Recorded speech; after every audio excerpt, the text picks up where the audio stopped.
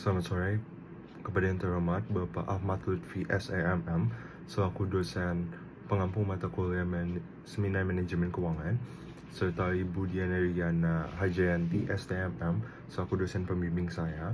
Pada kesempatan kali ini, perkenalkan saya Fani Sirwan dengan NIM 211105032 Prodi Manajemen Keuangan.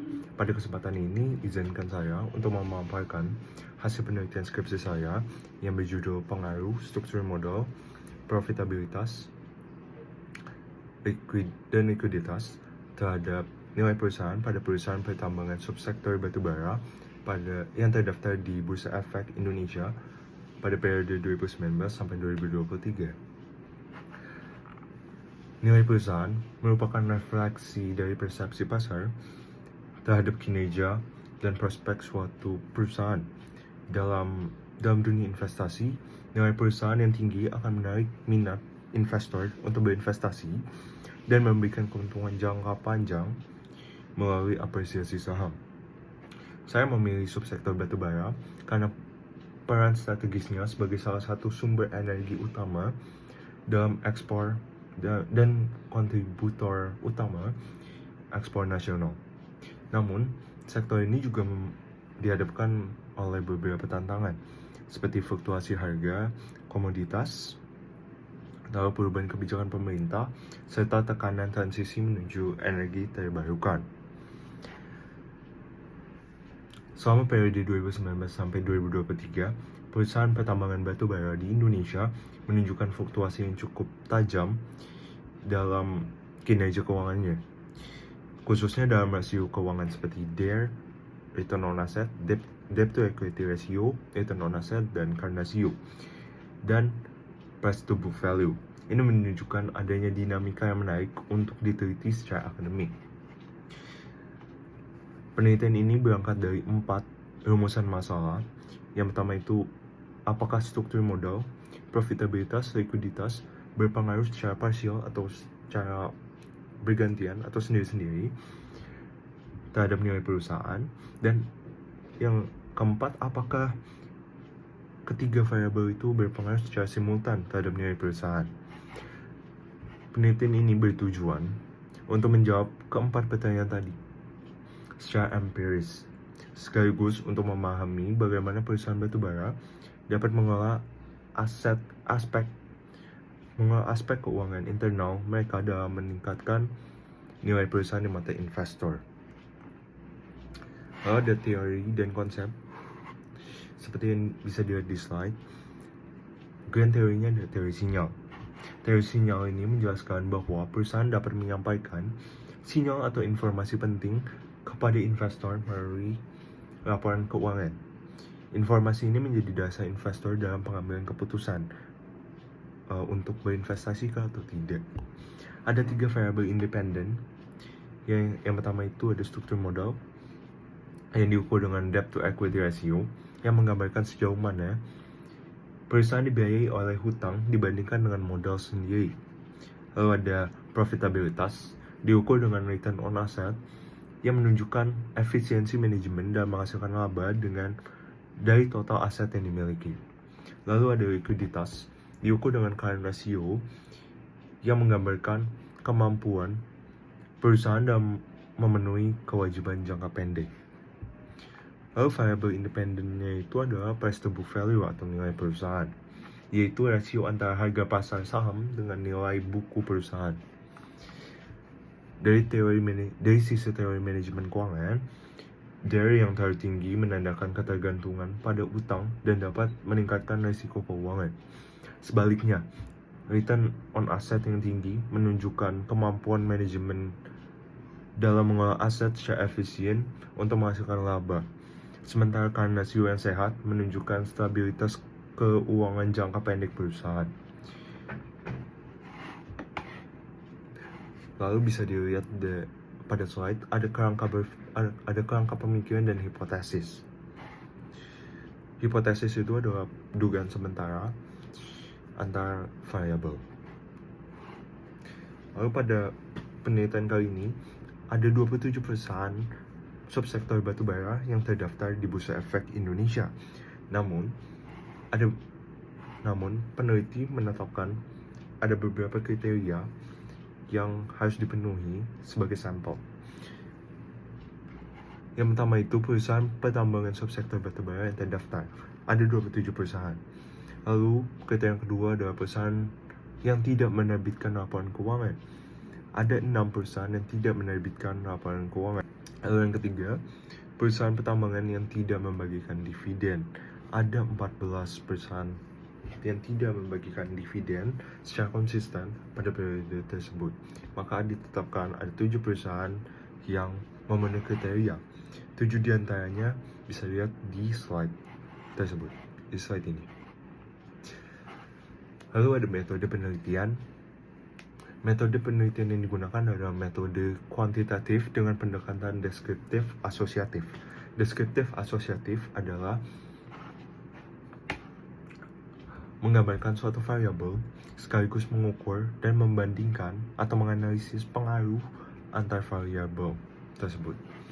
Lalu ada teknik pengumpulan data, yaitu pengumpulan dengan data sekunder atau data yang diperoleh dari laporan keuangan tahunan dari 7 perusahaan yang terdaftar di Bursa Efek Indonesia atau IDX selama periode 2019 sampai 2023. Lalu pemilihan sampel yang digunakan itu secara purposive sampling dari 7 perusahaan batubara. Lalu teknik analisis datanya itu ada uji statistik deskriptif, uji pemilihan model regresi data panel, lalu ada uji asumsi klasik, lalu ada uji regresi linear berganda, serta uji hipotesis, dan yang terakhir uji koefisien determinasi.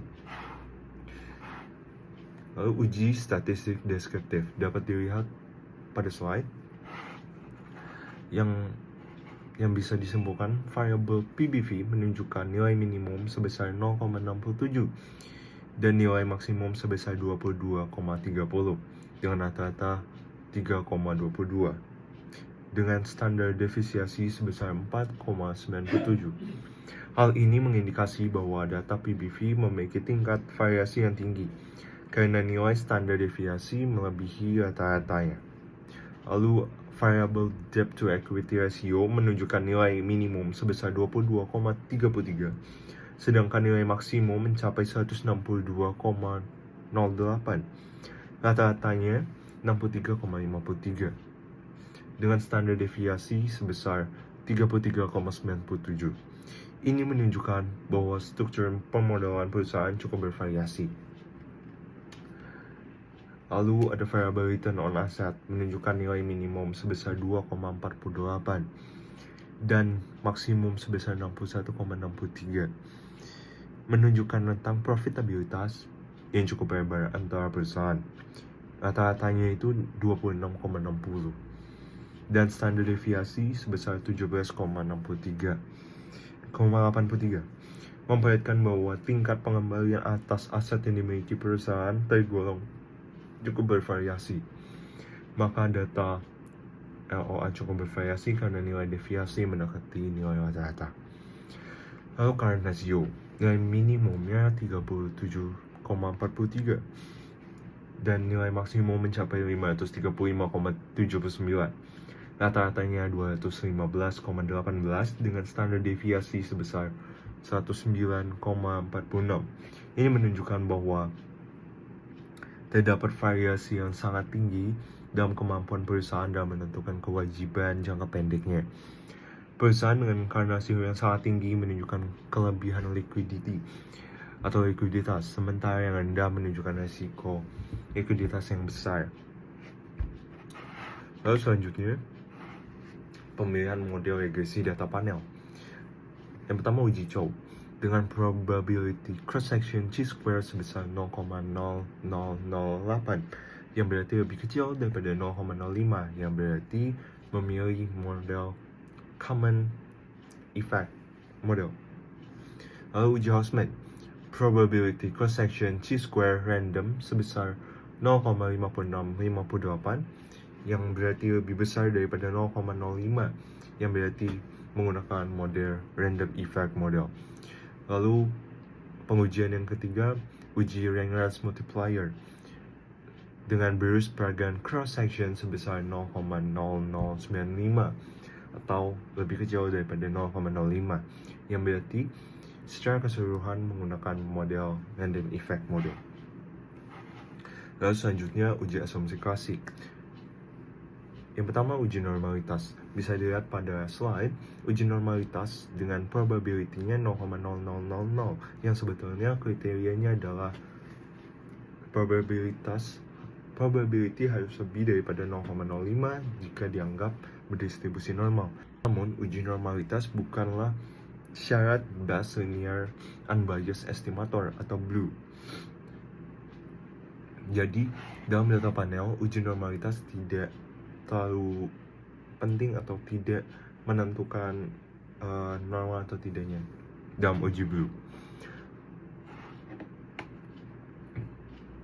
Dalam data panel, CHAM dan FAM menggunakan OLS ordinary least square dan RAM menggunakan GLS atau generalized least square. Apabila CHAM dan FAM atau FAM yang terpilih, maka uji yang harus dilakukan adalah uji multikolinearitas dan uji heteroskedastisitas. Dan apabila RAM yang terpilih, maka uji asumsi klasik tidak perlu dilakukan. Jadi kita hanya menguji multikolinearitas dan heteroskedastisitas. Dapat dilihat, uji multikolinearitas, nilai koefisien korelasi antara variabel independen lebih kecil daripada 0,80. Oleh karena itu, dapat disimpulkan bahwa data dalam penelitian ini tidak terjadi multikolinearitas. Lalu selanjutnya ada uji heteroskedastisitas. Ada dua data. Yang pertama itu sebelum transformasi data, yaitu ada probability chi-square-nya 0,0111 yang sebetulnya yang harusnya dengan kriteria 0 harus lebih besar daripada 0,05 jika dianggap tidak memiliki heteroskedastisitas. Karena itu dilakukan transformasi data log pada return on asset yang bisa dilihat pada slide, dengan hasil akhirnya itu adalah 0,0554, yang berarti setelah ditransformasi data tidak menunjukkan gejala heteroskedastisitas atau bebas dari heteroskedastisitas. Lalu ada uji persamaan regresi linear berganda. Dapat dilihat nilai konstantanya itu, yang pertama untuk price to book value itu minus 1,618, yang berarti bahwa jika semua variabel bebas seperti DARE, ROA dan CR dianggap tidak ada atau bernilai 0, maka nilai PBV perusahaan diperkirakan sebesar minus 1,618. Namun kondisi seperti ini jarang terjadi dalam kenyataan, sehingga nilai konstanta ini hanya berfungsi sebagai pelengkap dalam membentuk persamaan regresi dan tidak selalu mencerminkan keadaannya sebenarnya. Lalu nilai koefisien regresi variabel DARE bernilai positif sebesar 0,035, maka dapat diartikan bahwa PBV juga akan ikut meningkat sebesar nilai tersebut. Lalu nilai koefisien regresi variabel return on asset bernilai positif sebesar 0,099, yang artinya PBV akan ikut naik sebesar 0,099. Lalu nilai koefisien regresi current ratio bernilai negatif sebesar 0,014, yang artinya PBV juga akan mengalami penurunan sebesar 0,014. Lalu ada uji hipotesis.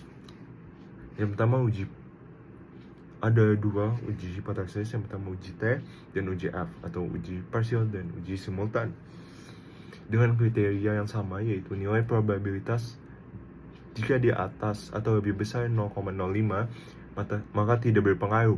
Namun nilai probabilitas lebih kecil daripada 0,05 berpengaruh signifikan. Dapat dilihat pada uji T, hanya return on asset yang berpengaruh positif signifikan karena nilainya berada di bawah 0,05. Lalu di UJF secara simultan, ketiga variabel itu berpengaruh secara positif signifikan karena nilainya itu di bawah 0,05 atau sebesar 0,024666. Lalu selanjutnya ada uji koefisien determinasi.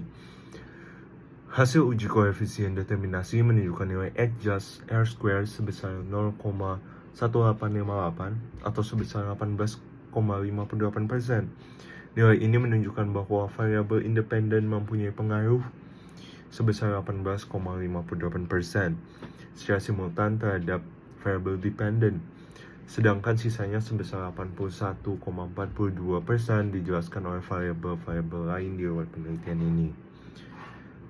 Lalu kesimpulan, secara parsial hanya return on asset yang berpengaruh secara signifikan terhadap nilai perusahaan, sementara DR dan CR tidak berpengaruh secara signifikan secara parsial. Namun secara simultan ketiga variabel ini berpengaruh secara positif signifikan terhadap nilai perusahaan. Dengan demikian, manajemen perlu memberikan perhatian lebih pada profitabilitas sebagai indikator kunci yang paling diperhatikan investor. Lalu ada beberapa saran. Yang pertama, bagi perusahaan perlu difokuskan pada peningkatan efisiensi penggunaan aset. Lalu bagi investor diharapkan lebih selektif dan kritis dalam menganalisis kondisi perusahaan sebelum melakukan investasi.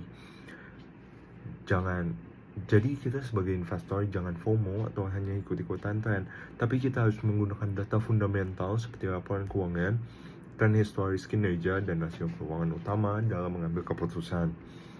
Lalu bagi peneliti selanjutnya, disarankan untuk menambah variabel lain agar hasilnya bisa lebih baik. Karena ini diperlukan karena pada penelitian ini nilai koefisien determinasinya sebesar 18,58%, yang berarti terdapat 81,42% dipengaruhi oleh faktor lain. Demikian yang dapat saya sampaikan dalam presentasi hasil penelitian skripsi ini. Saya menyadari bahwa penelitian ini masih memiliki banyak keterbatasan, baik dari segala data maupun model yang digunakan.